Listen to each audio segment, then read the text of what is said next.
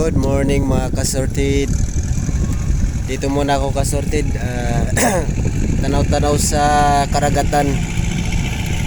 Dahil medyo nalulungkot talaga ako ngayon kasorted. Nung nawala sinitan, kinuha na sa amin sinitan. Hanggang hindi kami makatulog magdamag ni mama. Magwalang tulog, iyak ng iyak, maghapon nag-iyak kahapon, tas magdamag, umiiyak, halos di makatulog. Kaya dito muna. Ang hirap nung napamahal ka na sa bata tapos biglang mawala, kukunin. Sobra talagang sakit, parang tinutusok yung aking puso't damdamin.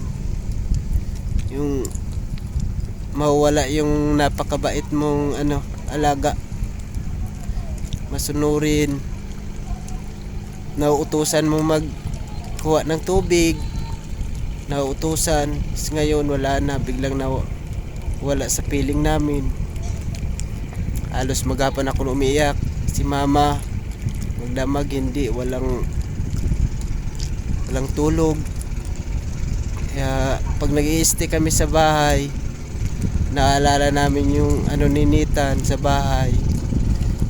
Yung lahat ng ginagawa ni Nitan, ginagawa namin ni Nitan doon sa bahay, doon sa paikot ng bahay, doon sa mga puno-puno, sa duyan, sa tapahan, pagkukupra, at ano-ano pa na ginagawa namin, mga haruta namin ni Tantan. Sobra talagang nasasaktan talaga ako.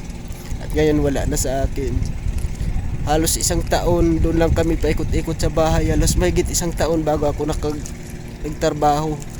Pero ganun pa man talaga, hindi ko kaya. Pagkatapos ko trabaho sa hapon, parang uwing-uwi na talaga ako para makita ko si Nathan. Pag sumasalubong sa akin at sumasakay sa motor at kumikis sa akin at nag-I love you sa akin, talagang hindi ko nakalimutan yun. Nakawala ng pagod ko.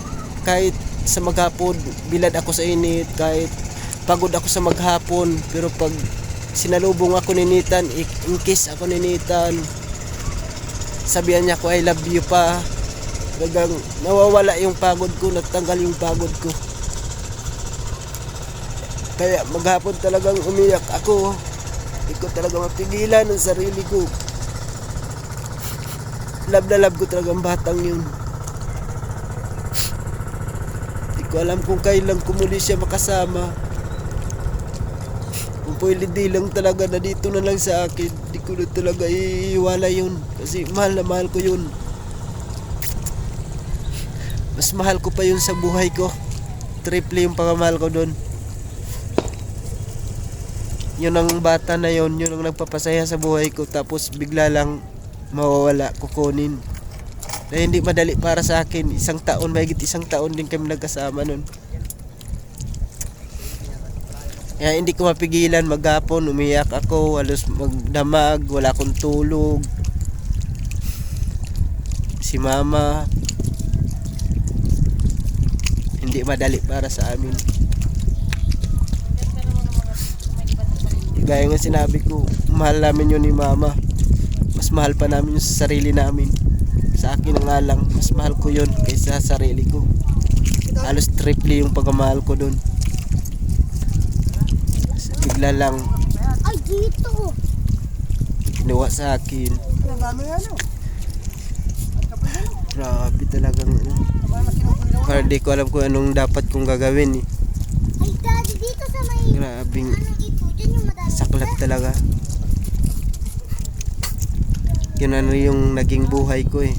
Yung nagpapasaya ng buhay ko. Kahit pagod ako sa trabaho, pag uwi ko, yung nagpapasaya sa buhay ko.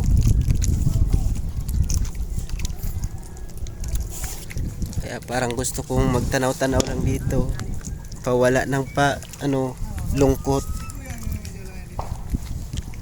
Ganun ko yun kamahal yung bata na yun. Hindi ko mapigilan talaga.